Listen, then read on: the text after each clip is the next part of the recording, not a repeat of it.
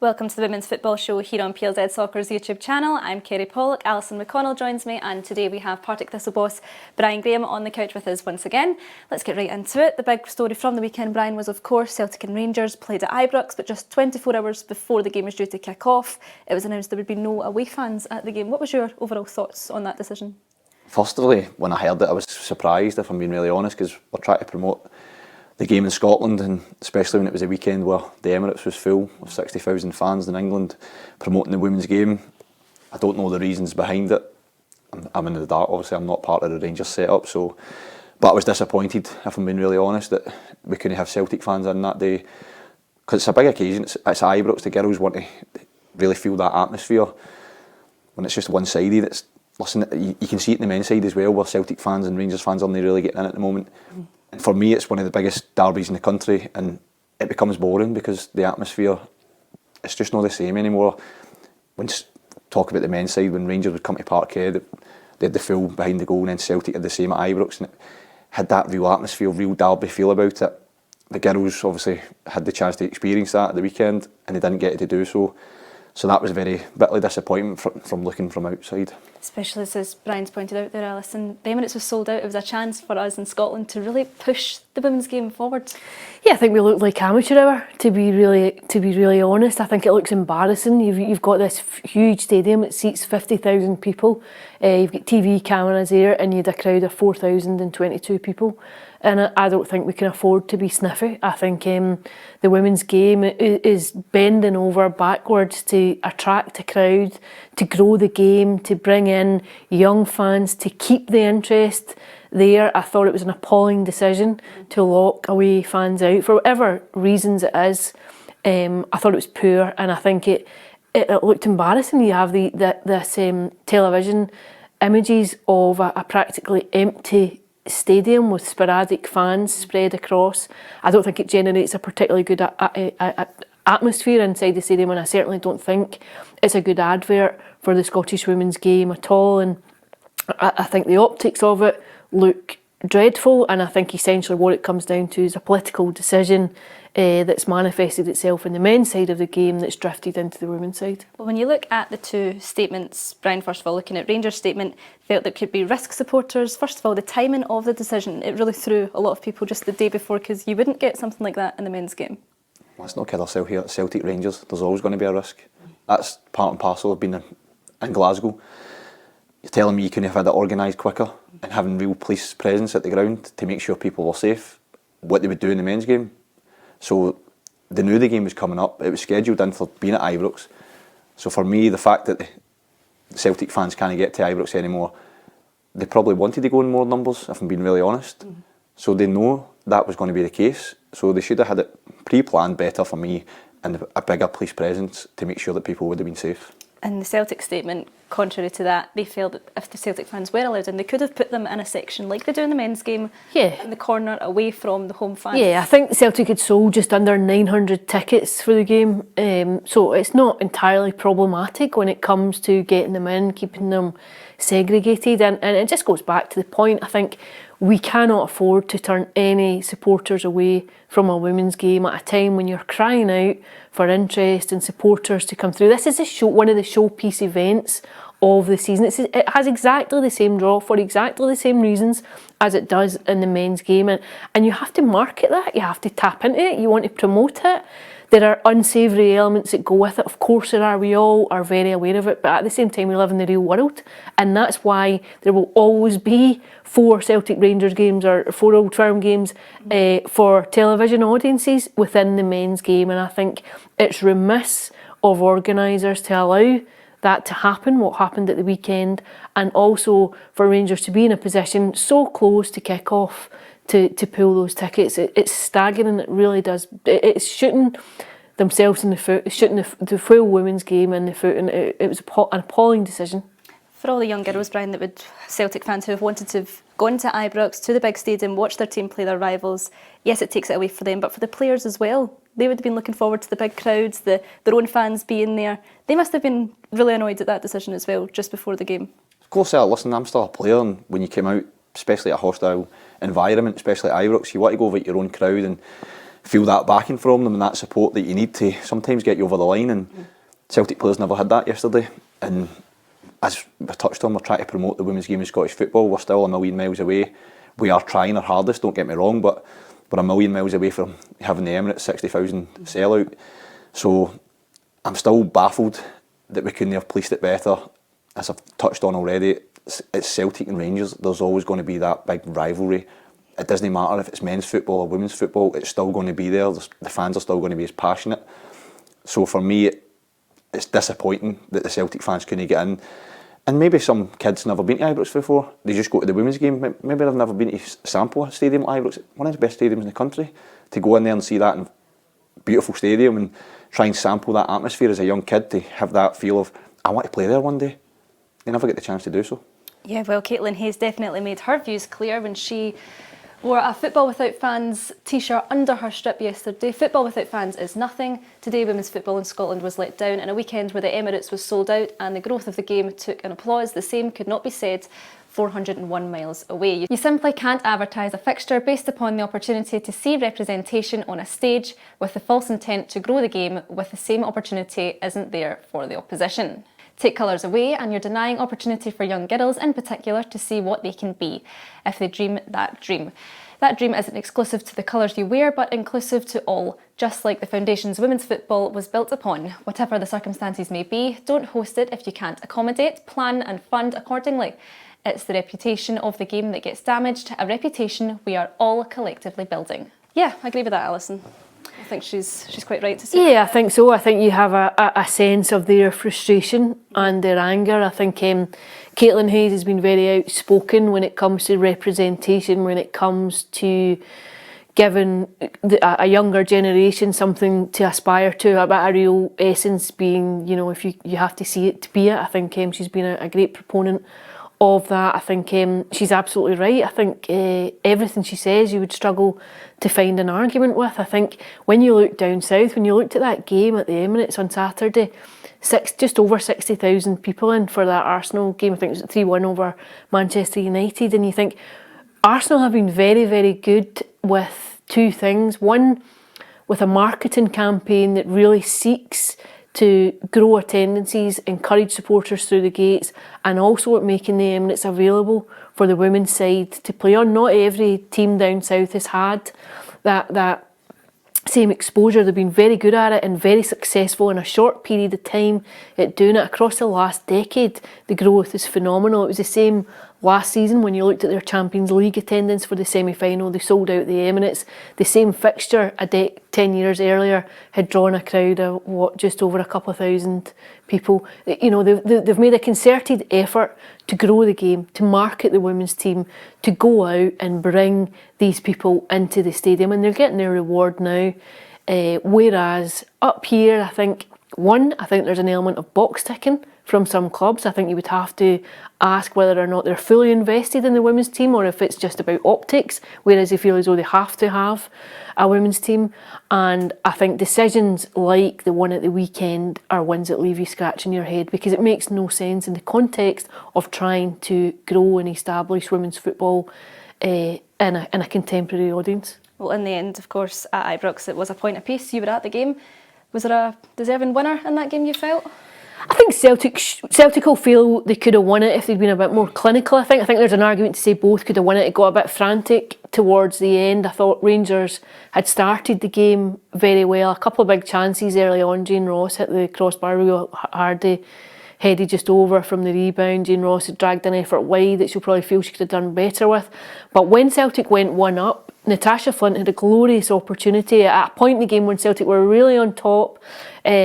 And I think you'd have put your mortgage on her scoring it. Acres of time and space, somehow dragged it wide. I think had that gone in, Celtic would have gone on to win and take all 3 points. And I'm pretty sure she'll still be seeing that one back in her head this morning. She'll have relived it last night 100 times. I think both could have felt as though they had chances to win it. For me, I think if Celtic had been a bit more clinical, they would have taken it. Overall, a point really is to the benefit of Rangers. It sustains that 4-point cushion just at the top of the table. Well, let's just hear what the Rangers manager had to say. Jo Potter spoke to us after the game. You know, I think if you take a step back, we're probably happy with the point, with how the game rolled out. You know, Jenna's made a massive save before that to keep us in the game. So if we hadn't have had that chance at the end, you're going, oh, we take a point here. But when an opportunity arises at the other end, and you feel like, you know, we was this close to nicking all 3 points, you're a little bit disappointed. But I think overall we definitely take that point, and you know, I'm more than happy to keep that 4 points gap at the top. Yeah, there still is a bit of a cushion, Brian. It won't be panic station just yet for Joe Potter. No, but I think Glasgow City will be the most pleased out the top three, if I'm being really honest.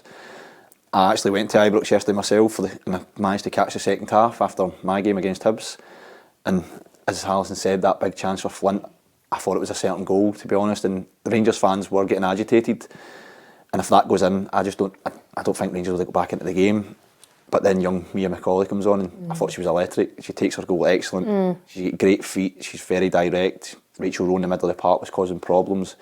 I think Hardy hit the post in the second half as well. So Rangers did have their chances as well, but I felt there was a turning point in the game. I think Celtic took Leversky off. Her pace in behind was causing Rangers' backline all sorts of problem, and I think that was a shift in the game for me, taking her off, and it let Rangers play a little bit higher to try and go and get that goal back. And once she went off, I think Rangers started to dominate possession a little bit more, especially after that big chance from Flint, and they deservedly for me got the goal.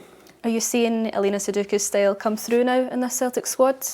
It's still very early for her. She's still settling in, and you maybe not see it fully until potentially next season, once she's done a pre-season with her squad and probably brings in potentially new players. So it's been a hard start for her, don't get me wrong. She got through in at the deep end, if I'm being really honest, but she's came through that. She went to a very difficult venue yesterday and picked up a point where, listen, she wanted to go there and win, but she was very unlucky not to do so. But the gap's, it's small now, and Celtic and City will be chasing Rangers down all the way. And then you look at the two Edinburgh sides and ourselves, it's very close with us. The bottom six is really tight, so it's very exciting again. Maybe I didn't see it, if I'm being really honest, the drama we got last year. Maybe we might get that again this year. Never know. Well, there was, of course, other football going on at the weekend. Let's have a look at those results.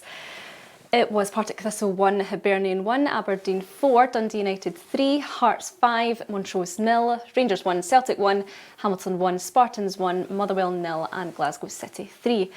1-1 draw with Hibernian. How would you say that game went for yourselves? A draw was probably a fair result, if I'm being really honest. I thought first half Hibs turned it round and had the wind, and we struggled to really get out, if I'm being honest. They had a big chance with Bochum to go 2-0 up. She drags it wide, but the goal they get was obviously an own goal. It's a cross in the box, Young Eva flaps at it and it comes off my captain, Demi Faulkner, is in the goal. And for three games we've now played against Hibs, and the only goal they've scored against is our own goal. They've got the top goal scorer in the league, so it shows how defensively well my team have done against them. But second half I thought we came out the blocks really strongly.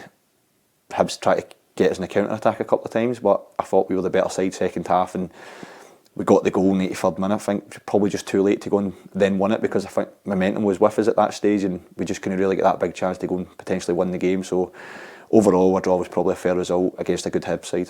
You've played the top three, you've played them all now. Who would you say is in the driving seat for the title? It's got to be Rangers. They've still not been beaten. They've got some excellent footballers. So for me, it's still Rangers. But now they've obviously drawn the last two games. They're dangling the carrot for me for Glasgow City and Celtic to hunt them down. So it's going to be very exciting running. You were very unlucky against Rangers last time you faced them. Does that just show that it's not theirs to run away with? It could just go either way between the three? See, when you're at a big club like Rangers, the tail end of the season, the pressure builds, and obviously seen they had a good crowd in yesterday with their own fans. So there's expectations at these big clubs where when they're in the driving seat, the fans want success. They're desperate to win this league, and with success comes pressure. And so the pressure's going to be on them to try and stay at the top. Jo spoke very calmly after a post-match yesterday, so she'll try to be keeping everything in-house nice and calm and collective, but the hunting pack's after them, and it's going to be a really exciting run into the season. I think too, what you have is, with the split, you have games that are much closer than what you maybe get at the opening point of the campaign. I don't think there's as big a gulf between the top six as there is between, say, like Celtic and Motherwell, Celtic, Spartans, Hamilton, Accies. There's a massive chasm between those teams at the top and at the bottom. We've spoken about it often, about it's almost 3 leagues within a league, whereas I think you've got much more that it's much more likely that teams might drop points to one another when they face the top six. I think the next meeting between any of the top three when they play one another is huge. I think it could really open it up, because when you've got a three-way fight like that, of course, as we saw yesterday with Glasgow City, as soon as one drops points,